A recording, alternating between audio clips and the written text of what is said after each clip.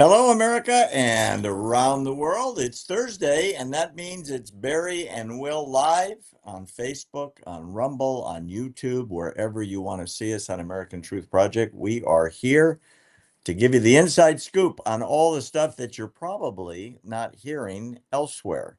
We're getting used to it, though, aren't we, Will? Yeah, we're getting used to it. That's the sad thing, is we are getting used to it.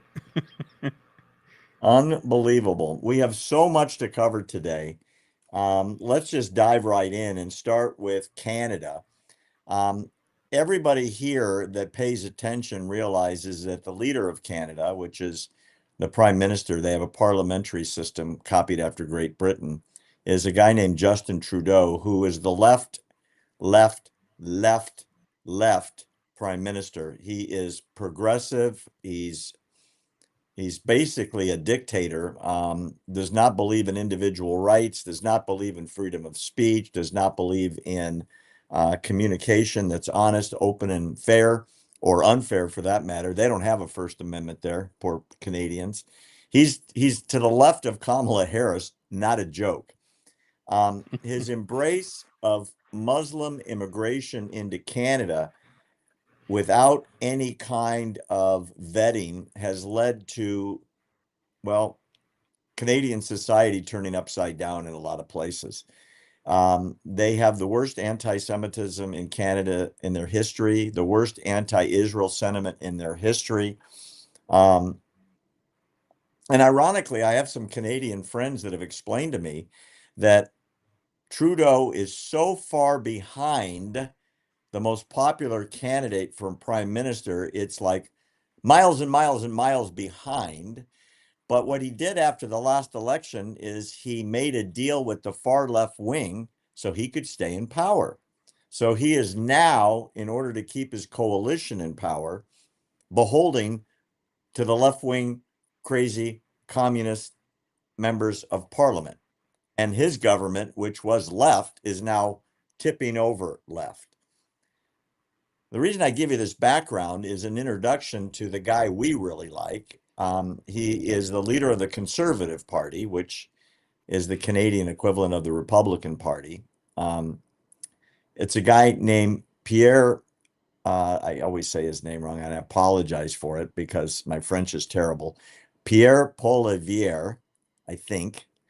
And Sounds he's good to way, way, me. way. What's that?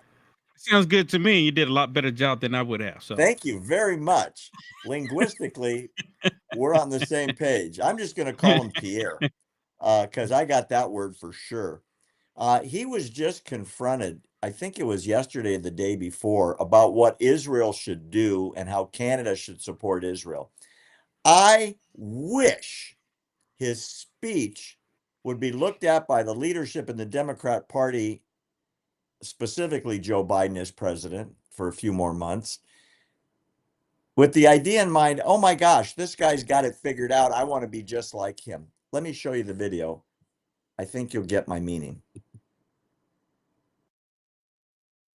Israel proactively defending itself by hitting Iran's nuclear sites. Do you not feel like this could lead to a likelihood of an all-out conventional war between Iran and Israel?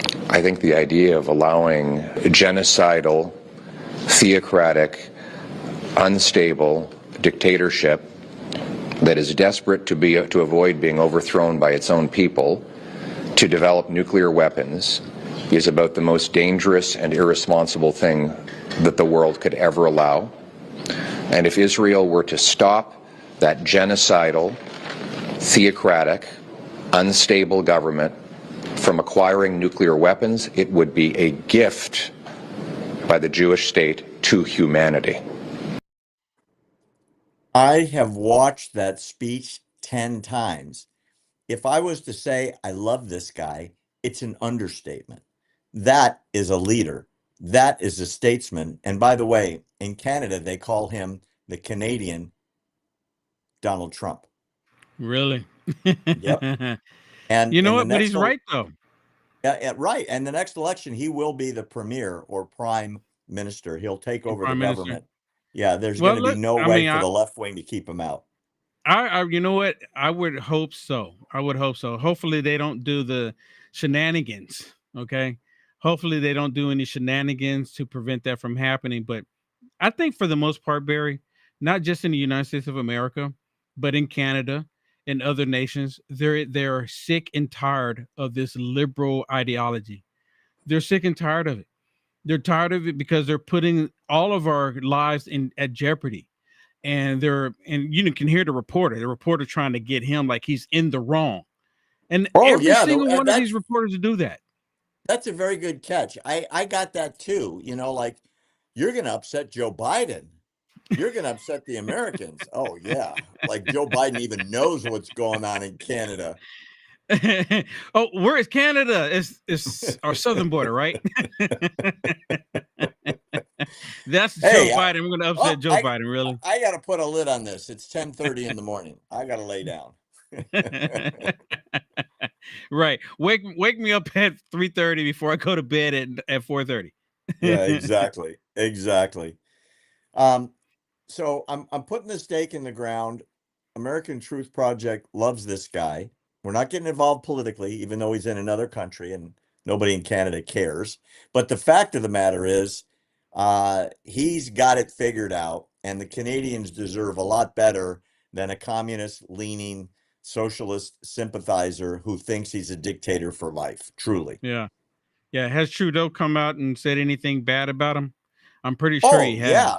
Yeah, the way they do it in Parliament, I actually went to the British Parliament once.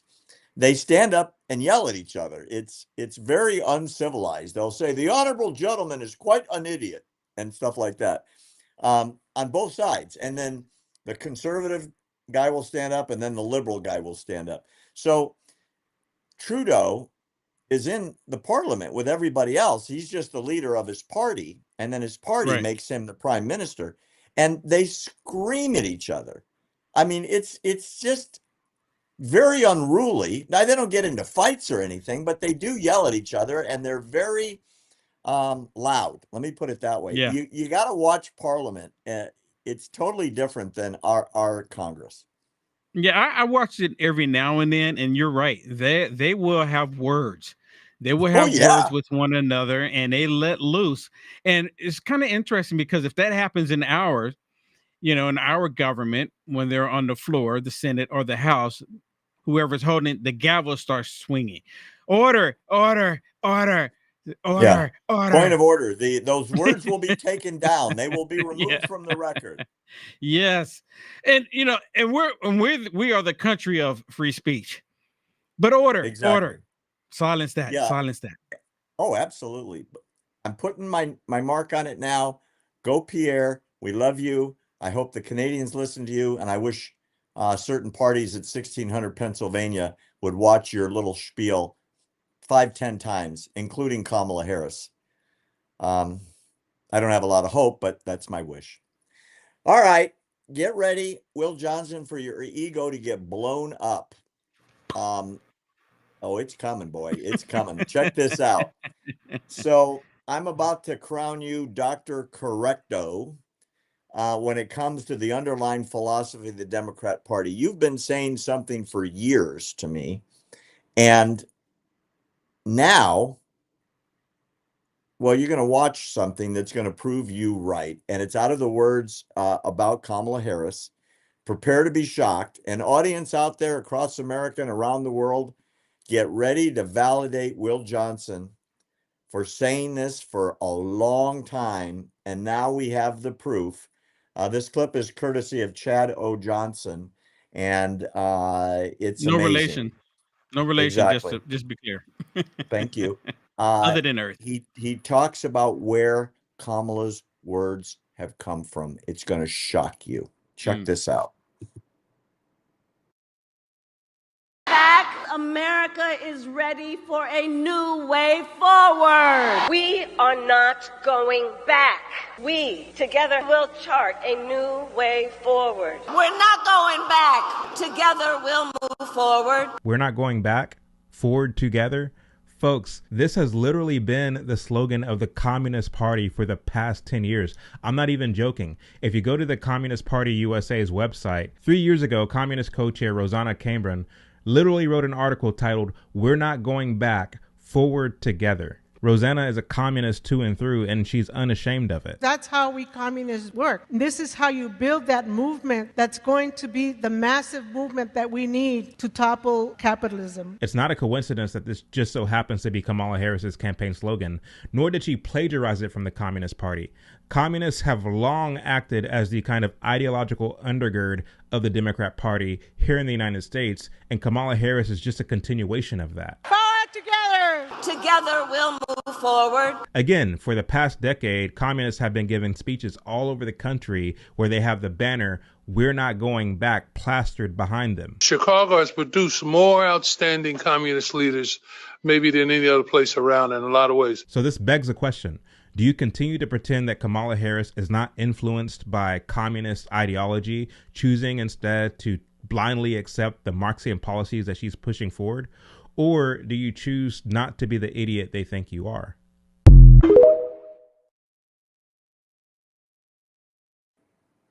Wow, you're a genius. By the way, I apologize. I don't know why the video, I assume you saw the video like too zoomed in. Yeah, it was tight. Yeah, it was over tight. When But we got the edit, gist of it. You know what? Yeah. Thank you for having to zoom in so we didn't have to look at her face during that period. Her voice is already bad enough, so thank you for that. the point is, it can't be a coincidence, Will, that her spiel, which is said over and over and over and over and over again at every stop, that's preloaded in the teleprompter, happens to be the spiel of the Communist Party of America. Now, before you respond, I want to tell the audience her father was a communist and taught at Stanford, socialism and communism, but he was an avowed communist. And her mother was an avowed communist. She grew up with the communist philosophy, and now it's in her speeches. Yep. The floor is yours. The floor is yours. That's the sound of thousands applauding you for calling it for years. Well, you know, Wow. it's not that I'm like have an all-seeing eye or anything. And thank you for the compliment. And basically, you've seen what I've been seeing too. We've all been seeing it. I was just voicing it out loud. That's it. I was just voicing it out loud. And Kamala Harris, she is I guess the poster child. Can we say that? She is the poster child of what a dictator would look like in the modern age, right? Because all the dictators in the past, they have been males. So if they figured that if we make it a woman, bring a woman in as the dictator, it would be a soft approach to it. And then that way people will follow in line with it and won't think of it or look at it as a dictatorship, because typically men have been dictators in the past because men can be harsh. Well, she's worse than any dictator that I can think of. Mao Zedong, Hitler, just all of them. She's a terrible dictator. And look, she's already proved that she wants to be a dictator. She's never been voted for. Not a single vote has come across. And if you look at dictators in the past in the communist regime, how did they get in that position? Not by a single vote, except for Hitler. They voted Hitler in, but they didn't know any better. And then when Hitler got in, he stayed in because dictatorship took over. They brought her in via Joe Biden. They voted for Joe Biden, the Joe Biden Kamala Harris ticket. So that's the only votes that she ever received is because of Joe Biden, because of what they did in 2020. But this time around, not a single vote went to her. And when she goes out there, she was just on with 60 Minutes, and 60 Minutes was asking her, how did you get, basically, I'm a paraphrase here, how did you get in this position? You're in this position without a single vote. He actually said that to her. You're here without a single vote. And the American people don't know who you are. And that's not how we operate as a democracy. And she said, well, all the delegates, they voted for me. I'm like, really? Like that counts? There was, like, well, first that of all, counts. let's do a little bit of fact check. She said it but there wasn't a choice. You know, when Putin runs for re-election, and they have elections in Russia every now and again, if you don't vote for Putin and they catch you, you could disappear, literally be disappeared.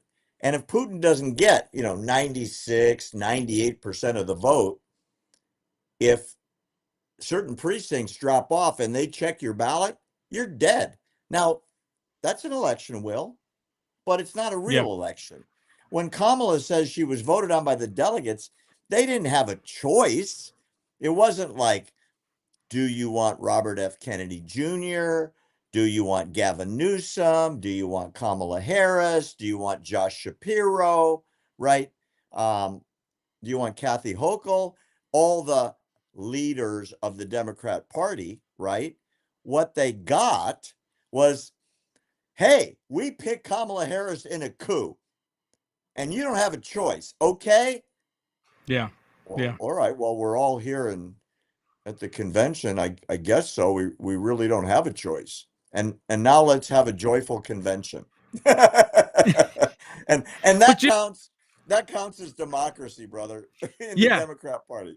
Yeah, and the whole thing about joy, they're telling everybody, look, we put you all through this terrible time the past 3.5 years. We brought in illegals, we caused the inflation, we caused the gas prices to go up, we caused the grocery bills to go up, we caused your rent to go up, we caused interest rates to go up. We did all of this to you. We've made it possible where we can go into World War III. But what we want you to focus on is being joyful. Just be joyful. Don't think about all of the negative stuff that we've done to you. Just be joyful. And it's such a manipulation game, and it's actually working for the most part, because a lot of people, they look at it and they're going, yeah, we just want to be happy. We've had such a hard time. We deserve to be happy. And if these people they're not capable of putting two and two together to realize that the people who's caused the problem in our country, with just not even just the middle class, but even they're attacking the rich, and the poor just keep getting poorer, are the people that they want to be voted for. Like, we did all this to you. In order for us to fix it, you have to vote for us. How do people do that? How are people so easily brainwashed? And you know what? Kamala Harris, her whole slogan was, we're not going back. Remember, like you just mentioned, was not going back. And now her new website, her new slogan now, and it's on the tip of my tongue because they just changed it. Because a lot of people started getting wind of the whole communist agenda about not going back. So she's trying to distance herself from communism, just like she's trying to distance herself from Joe Biden. Like, don't pay attention. But that didn't work. She went on The View, and she was asked, what would you do differently? Nothing. And she goes, nothing. So at that point, I can't, nothing comes to mind. Her policies are his policies. Everything he did is hers. She owned it. Yeah. Oops. But hey, Barry, according to the left, they did a fantastic job. I mean, really, what is there to complain about? Well, I got one.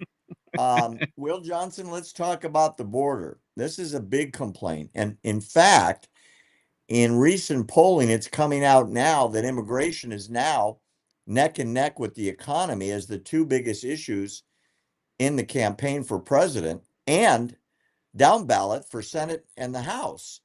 And the Democrats are in serious trouble down ticket because they can't defend immigration. Blaming it on the Republicans is completely nonsensical, and nobody but the very, very, very left wing are buying it. Check this out. A retired Border Patrol agent told lawmakers this week that the Biden administration directed him to not disclose the arrest of illegal border crossers that were classified as, quote, significant interest aliens who had ties to terrorism. This is not a joke. The retired San Diego Border Patrol chief, Agent Aaron Heitke, made the revelation when he testified before the House Committee on Homeland Security. Listen to what I just said. The head of the Border Patrol in one of the top 1 or 2 crossing areas, the San Diego crossings are huge, was told not to disclose how many people they're getting corralled that have terroristic ties. This guy went public with it. He's incredibly brave. This is a picture of him. And this guy is an American hero. I mean that. He's a hero. His name is Aaron Heitke. He said the number of safety and security apprehensions in the San Diego area, get this, went from 10 per year before Joe Biden, when Trump was president, to more than 100 in 2022 and 2023. And that doesn't count what he calls the gotaways. And the gotaways are the ones that they didn't catch. Yeah. Is that unbelievable? These are not child molesters that are horrible. These aren't drug dealers that are horrible, right? These aren't smugglers.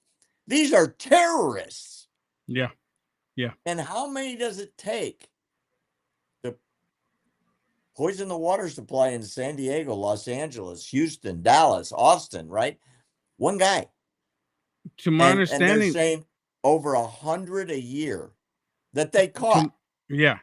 Well, to my understanding, there's seven critical points in the United States of America for our electrical grid. They hit those 7 points and we're down for months, if not even longer. Just 7, to my understanding, just 7, which is a vulnerability for the United States of America. And they're allowing all of these terrorists to come into the United States of America. For what purpose? And Barry, this works out to their favor. It really does. Because just like the most recent one, they said they apprehended a terrorist that was going to do major damage on the day of election. But they apprehended him, Barry. So they allowed him into the country, and then they monitor him, they watch him, and then they apprehend him. And then guess what? The FBI puts out information. We apprehended this guy, American people. We're looking out for you. But you let him in the first place. Well, listen to this. It gets worse. Heitke says that Customs and Border Protection data shows agents encountered 1,856 individuals on the terror watch list between 2021 and August of this year. 1,800.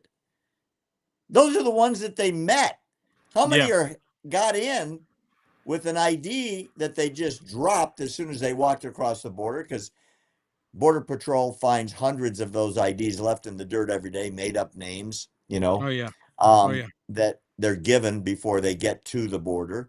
This is terrifying. I call them sleeper cells. that have been brought in by the Democrat Party, and they're just waiting to be activated. Now, let me be clear. This is just my personal opinion about all of that. I don't have any inside information, but on the outside looking in, what else would it be? If they actually truly wanted to defend and protect the American people, they would have kept the border shut when they went into office, but they did just the opposite. They opened the border and they're allowing all of these people come in. And then on top of that, Barry, the FBI just released a report that crime is down. I know. Crime is down. You keep bringing that up. Nobody believes it. No one believes it, but it goes right along with this Border Patrol agent was blowing the whistle about. They did not want this information to be reported, and the FBI is in cahoots with it. The FBI is not reporting all of the criminal activity that's happening with these illegals coming into the United States of America, and as a result of that, guess what? Crime is down. Because we only report the crime that American citizens commit. Yeah, of course. Crime statistics are whatever you say they are. Yeah. So let's talk international for a second. This is really curious. As the number of terroristic attacks worldwide will skyrocket year after year after year, the shock is almost wearing off. I mean, even really horrible news that you get repeatedly, you get a little bit immune to it. Check out the numbers worldwide.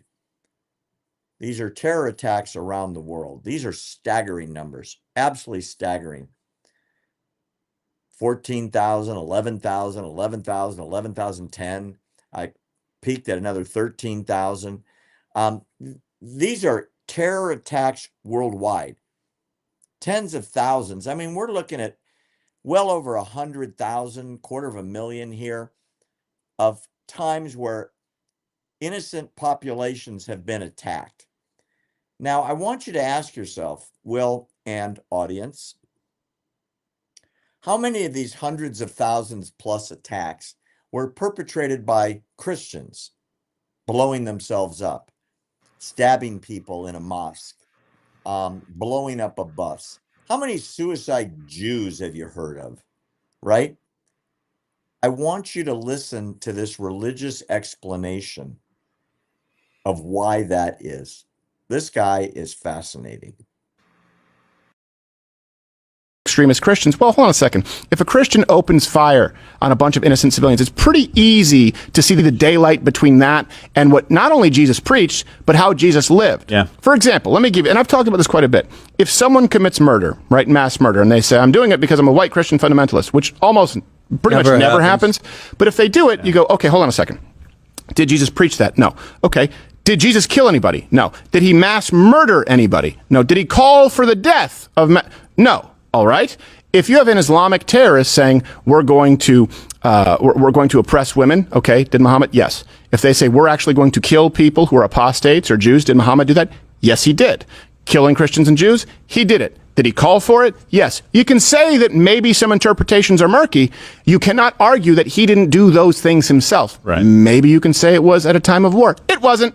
That's a huge difference too. Early Christianity. And think about this for a second, and you've talked about it in your apologetics. Early Christianity spread even though people were being executed, right? Martyrs. Yeah. Spread by word of mouth. Okay? Islam, with no real known oppressors, because it wasn't a religion that people were super concerned about at that point in time, was spread by the sword. So you were facing martyrdom, you spoke. No one really knew what you were doing. No one really knew who you were following, you killed. That's the spread of these two religions, and that's why you see two very different results. Does that make sense? How profound is that? You can't find teachings that tell you to go out and kill in the name of your religion, except in one religion. And that's the religion that is responsible for this. So I get pretty fed up when people talk about Christian fundamentalists, right? As if Or that's Christian some kind of- nationalists.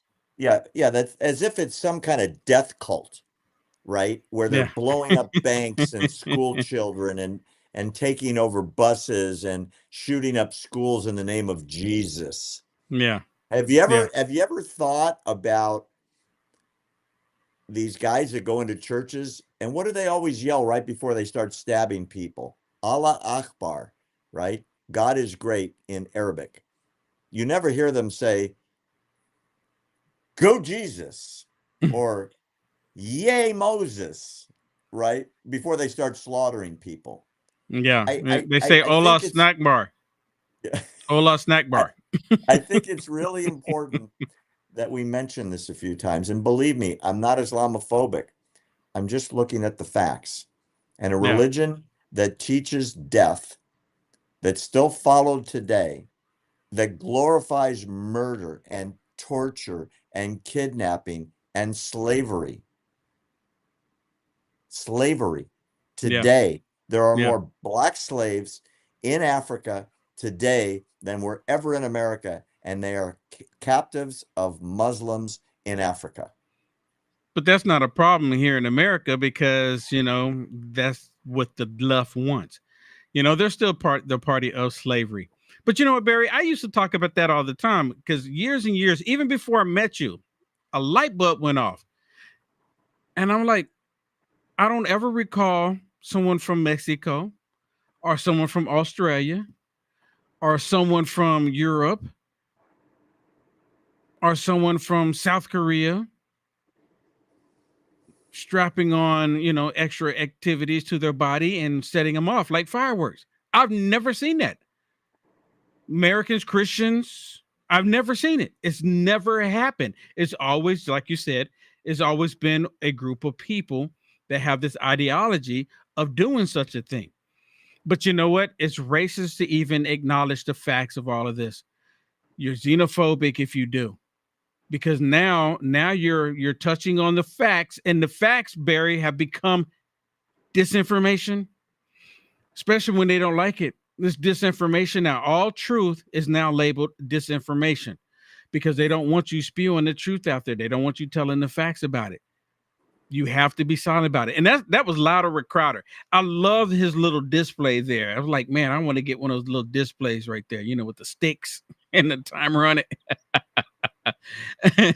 He puts it right in front of him, right? Yeah, he puts it right there. I mean, you know what? It's facts. It's 100% true. It's only one group of people that's doing this. Now, during World War II, they had the kamikaze, where they would, fly their plane into the ships and stuff like that. Okay, we had that, but there's still a difference on strapping bombs on the children and having them go into locations and doing it. That was in wartime. Yeah, by soldiers. Yes, directed at soldiers. Yes, yeah, but my point is that they were taking their lives, right? That's my point in that. But you're 100% correct. That was during the time of war. And you know what? It doesn't matter what side you're on. Sometimes you're in a situation where the enemy surrounds you, and you end up like setting off bombs and stuff like that. I mean, it happens, right? But in this case, when it comes to them, they will take children and they will send them into the supermarket, a highly dense public place. Well, the definition of terror is yes. causing fear among yes. civilian populations and targeting yes. civilians. It's a war crime. Yes. And they do it every day in Gaza, and they're doing it in Lebanon, and there's guys trying to do it in America. And if they can really quick, they would do it in Israel.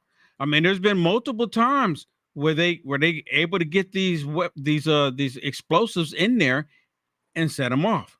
It's happened 100%. Multiple times. 100% true. Little education. So Milton destroyed Florida after Helene destroyed Florida and North Carolina and parts of other states. The other day, President Biden happened to be caught walking, and he actually answered a question off the cuff. No talking points, no teleprompter. And what came out is so, oh my gosh, stupid. I can't believe it. The reporter asked about the federal government's response to Hurricane Helene. Now, we've seen what North Carolina looks like. Oh my God, what a disaster. Okay. Yeah. You pointed out on our Tuesday show that Kamala Harris very proudly announced $750 per family. Now, these are families that need hundreds of thousands of dollars. In a lot of cases, they have no food, no water, no sewage, no telephone, no transportation, and no house. But they're going to get $750 within the next 2 to 3 weeks, if they're still alive. The President of the United States was asked how the hurricane relief is going. And he's going to say on the video I'm going to show you that everybody is getting everything that they need. And the citizens there are very happy. There's no laughing matter. Yeah. Oh, no. I can't believe there's one American alive. I mean this sincerely. Yeah. That will watch this video and can't say, oh, my God, he's the President of the United States. I want you to see the video. Need, Mr. President. Okay. What are the states in the storm zone? What do they need after what you saw today? Oh, in the storm zone? Yes, sir. I'm wondering what storm you're talking about. They're getting everything they need. And they're very happy across the board. So I've watched it 10 times. I just can't believe it. This is after he got off the helicopter from Yeah. flying over the biggest flooding disaster in the history of North Carolina. I mean, parts of the state are obliterated. And first of all, he didn't even know what storm they were asking him about. Yeah. And the reporter goes, you know, the storm, you're in the middle of it right now. Oh, the storm. Yeah, I didn't realize what storm you were asking me about. They're getting everything they need and they're very happy. That is profoundly ignorant to the point of, oh my God, he's president of the United States. Yeah, there's something truly wrong there for him to make that statement. And people are saying, what did we get? We didn't receive anything. And then, of course, like you mentioned, Kamala Harris saying that everyone would get $750, but you have to apply to it, Barry. And these people need to apply to it online, you know, where they don't have any internet access. But thank God to Elon Musk bringing in Starlink. But everyone still doesn't have access to the $750, Barry. And guess what?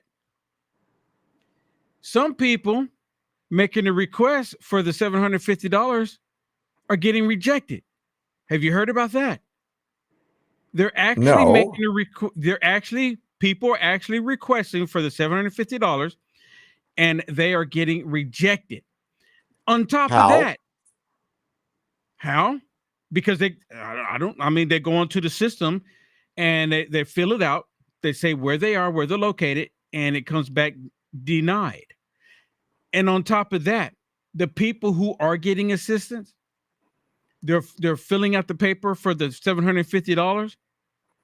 Then FEMA comes back and says, well, we'll give you $300, but not $750. Oh my God. And Have you're you in the seen location. the devastation? It's horrible. Yes. And $750, Barry, in Biden's economy doesn't go far at all, especially when you've lost everything. Especially when if your house is still there and your refrigerator, no power or anything, $750 goes quick. It doesn't, I mean, what does it get you? And then some people, like I said, some people that are getting approved for only $300. I couldn't believe it when I saw it. I said, this is such a disgrace. This is an absolute disgrace. And then some people are getting denied altogether. We don't have enough time to really get into it, but I wonder how much backlash there's going to be from voters in North Carolina, realizing that they got abandoned by FEMA, who ran out of money apparently, and they're not getting aid. And God forbid you fill out the paperwork somehow and you get denied. Yeah. Oh, geez, ow. And it takes Elon Musk to fly in Starlinks. So he's putting them on helicopters so they can find people. Yeah. Even though Pete Buttigieg, the transportation czar, tried to stop Elon Musk from even bringing in Starlink. Yeah, then he called Elon Musk and told Elon Musk to stop posting about it, that they were preventing him. And then Pete Buttigieg, he said, okay, you're going to have to stop this because they're putting the information out there. And of course, the liberal media is saying that after Elon Musk received the call from Pete Buttigieg, he stopped posting about it, which is true. He stopped posting about it. And that's because they stopped. Pete Buttigieg pulled back and allowed them to get the helicopters in there, which originally the FAA was blocking them. That's private money with volunteers for fuel, equipment, supplies, and personnel. But FEMA wanted to control all of that, just like they want to control the food, the water, everything. They want to control it and say who receives it and who doesn't receive it. They wanted to control it because they wanted to have the limelight. And one thing really quick before we move on, they're talking about all these videos of FEMA not being there. They're calling it disinformation. Well, where are all the videos of FEMA there doing their jobs? Where are the videos of that? All over social media, we're seeing people, grown men crying, Barry, because they don't have the help and assistance that they're looking for. And they're calling it disinformation. But yet they can't show us any videos of FEMA. I get it. Nothing. I totally get it. That's why I'm saying I think it's going to affect voting. I really do. Well, that's another thing they've already brought in. They're already talking about in North Carolina. You can vote anywhere, and you don't. I mean, you can take the ballot anywhere. So they're going to go ahead and do these absentee ballots, these mail-in ballots, and you know what happens there when they can. Oh, When the don't even say it. okay. Oh, Will Johnson, the House of Representatives on September 18th last month passed a bill that would authorize the deportation of illegal migrants who have been convicted of a sex offense, like soliciting a minor to engage in sexual misconduct.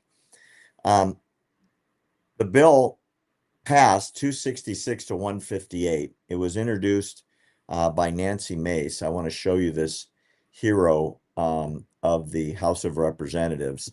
I think she's fantastic.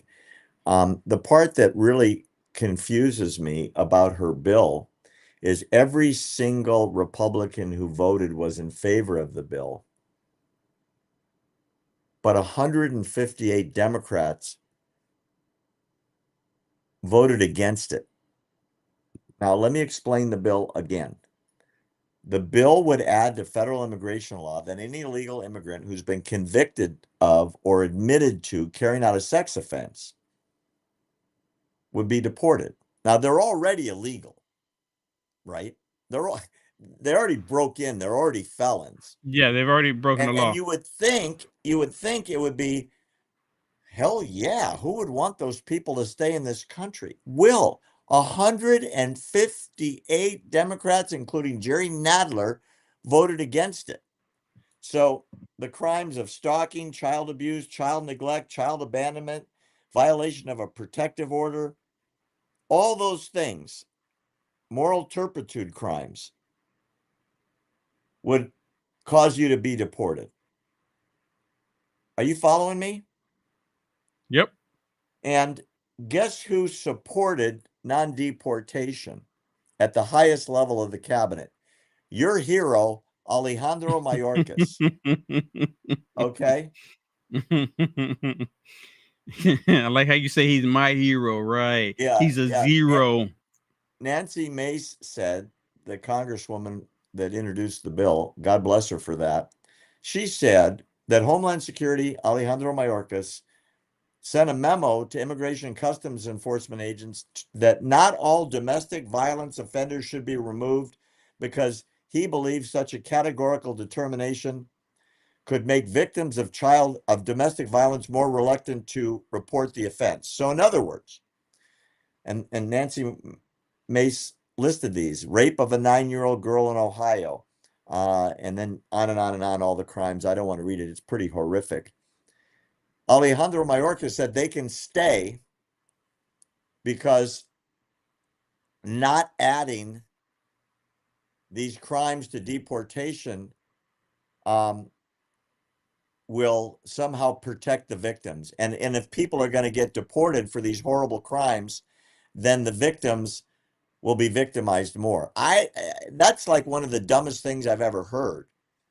Like, it would be the same as if I was to say, I'm going to vote against a bill banning bank robbers from going to jail. And I don't want them going to jail because if they know they're going to go to jail, people aren't going to report bank robbery crimes. That's what crime is. Somebody reports it and then the federal or state or local government prosecutes it. Why do these people want child molesters, child abusers, domestic abusers, sexual offenders to stay in the country? And you remember what I said a minute ago, Will? It's 158 Democrats in the House voted against the bill. Yeah. Why? Are the Democrat Party the party of sexual offenders now? There's a reason why I always refer to them as the Democrat Party. There's a reason why I'm always referring to them as that. Barry, I've said this multiple times too. The very fact that we're having this conversation, that you're reporting on this, that they're actually going along with criminal activity. They're not stopping these monsters, which leads me to believe that they partake in this extra activity, and they need this to happen in this country, and they want to normalize it. And you know what, Barry? This for them, for this whole thing with the pedophilia and children involved, it's not even just at the federal level in the United States of America. The United Nations itself has said that it should be legal. If the child agrees to having a relationship with the adult, according to the United Nations, not Will Johnson, the UN, they said it should be legal worldwide because it's, it's consensual. And it's pretty disgusting. And this is part of the reason why right now there's 325,000 children missing. You remember when Trump was in office, they were kicking and screaming, 5,000 children, the AOC on the fence crying, 5,000 children, not even missing, but separated from the monsters.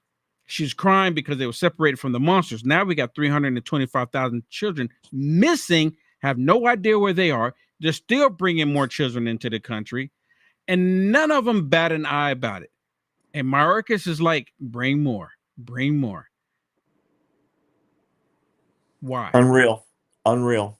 Absolutely unbelievable and unjustifiable. So, Will, there have been 2 attempts on the life of President Trump. One came within a millimeter of killing him. The other one would have killed him, but for the Secret Service spotting the gun in the bushes. And there was another story about somebody else running away that never really got flushed out. So we don't know if there was a third. So how is the Secret Service reorganizing and cleaning house and coming up with new policies and procedures?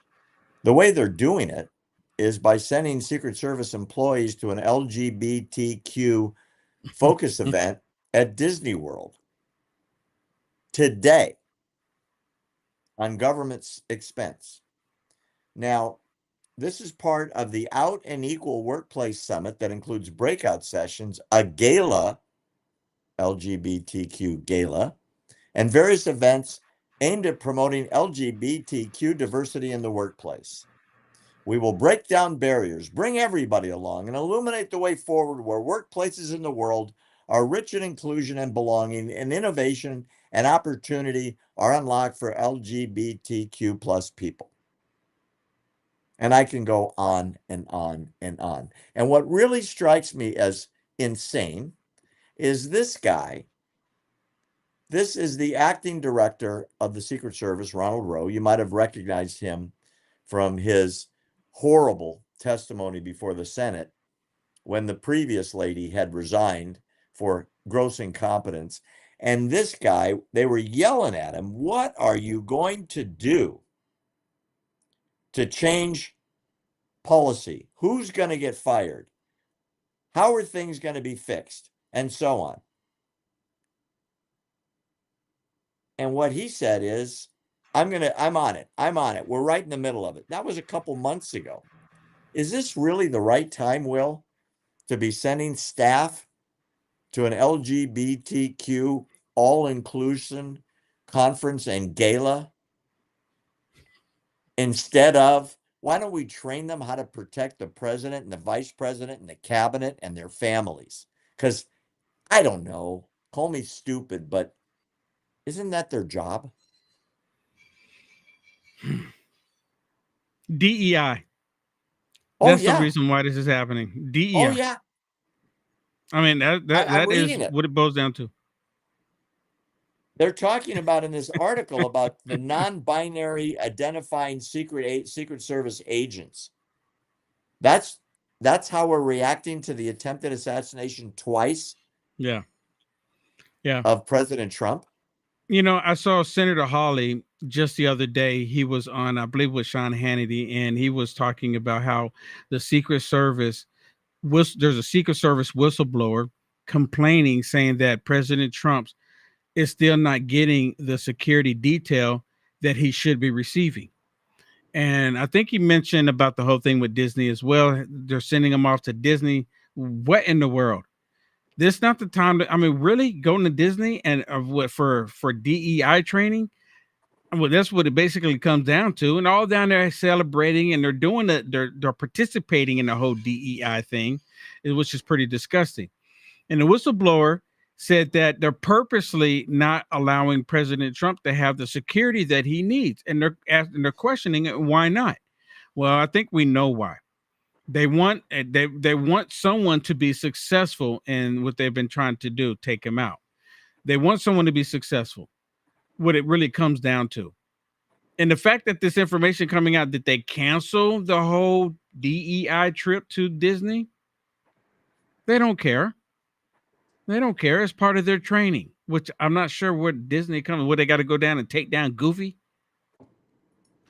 Maybe Dumbo? Because that's where the gala is for the LGBTQ all-inclusive DEI 4-day conference. Yeah, and it's like, what does that got to do with the Secret Service? What does any of that have to do with the government at all? That was my question. Their job is to protect the key members of our government. Yes. It has nothing to do with it. Nothing. Nothing. Zero. This is them wasting taxpayer dollars again on things that they shouldn't even be wasting it on. There's no purpose in it. There's absolutely no purpose. Totally true. Totally true. So, Will, we're only a few weeks away from maybe the most important election of our lifetime, and the country. Oh, absolutely. And there's a profound difference between the two candidates, what they stand for, the platform of Harris versus the platform of Trump. When you put them side by side, especially after Kamala Harris has said, as we talked about earlier, every decision of the Biden administration I was involved in, and I wouldn't change a thing. When you look at the Trump years versus literally the Biden-Harris years, the comparison is staggering. Check this chart out. Trump's on the left, Biden-Harris on the right. Inflation rate 1.9 versus 17. Gas prices, $217 versus $396. Average rent, more than doubled. NASDAQ, totally different. Grocery prices, up 25% versus 3%. Electricity was unchanged during his years versus up 21%. Real hourly wages, up 7% versus declining. And this chart goes on and on and on if you want to literally compare every statistic that matters. I guess my point here is that when you compare by facts, there is no comparison. There's one more thing I want to point out. Harris has called for an immediate ceasefire in the Middle East. Not there'll be a ceasefire as soon as the hostages come out, or Israel is going to leave Hezbollah alone as soon as Hezbollah starts shooting rockets into Israel and trying to blow up schools and hospitals and apartment buildings. No, she just wants a ceasefire. Of Israel. She's not calling a ceasefire for Hezbollah or Houthis or Hamas. She's calling a ceasefire on Israel's behalf. You need to stop. You need to stop. But the rest of them, they get to continue. Matter of fact, we're going to send them money so they can continue. They just sent money to Lebanon. A ton, which should have gone to North Carolina. But yes, I'm not in government. So, yeah, you saw the video with Peter Doocy, right? Yeah, 100%. So he had to ask Jean-Pierre 5 times before she stormed out of the room. Yeah. Because she didn't want to answer the question because it was a disinformation question. So instead of answering why Lebanon's getting money instead of North Carolina, she just packed up and left. Yeah. Yeah. The premise of your question is disinformation. Exactly. So meanwhile, Tim Walz is out making statements when pro-Hamas demonstrators are out there in the streets saying he understands the anti-Israel demonstrations in the streets. What he ought to understand is they're insane and they're supporting killers. I want you to see what a real statesman looks like. This is Donald Trump's speech from 2 days ago on the same subject matter. This is a leader. This is a man making a statement that ought to be applauded. Has now been severely degraded, and Hezbollah has recently been dealt very, very powerful, crippling blows. With strength and the right leadership, the dawn of a new, more harmonious Middle East is finally within our reach. It's finally within our reach. But you have no idea the role that the United States has to play in order to get that ball over the goal line. We have to get it into the end zone. And if it's not the United States, it's not going to happen. It's not going to happen. We have to be able to get it done and get it done properly and get back to a wonderful, beautiful way of life. You have to be able to do it. You have to finish what you began, and you have to finish it quickly. So here is my commitment to you on the solemn date. I will not allow the Jewish state to be threatened with destruction. I will not allow another Holocaust of the Jewish people. I will not allow a jihad to be waged on America or our allies. And I will support Israel's right to win its war on terror, and it has to win it fast. No matter what happens, it has to go fast. Thank you.